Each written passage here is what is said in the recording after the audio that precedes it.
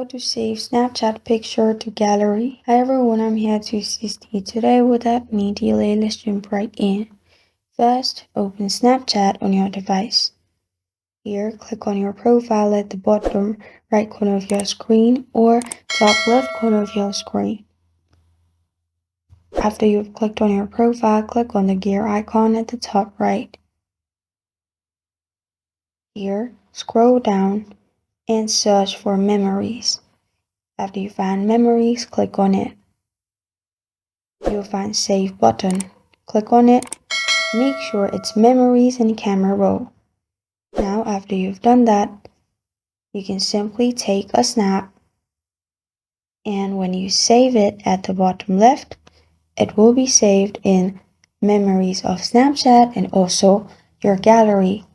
And this is how to save picture of Snapchat to gallery. Thank you for joining me today. If this video helps you out, please leave a like and subscribe for more.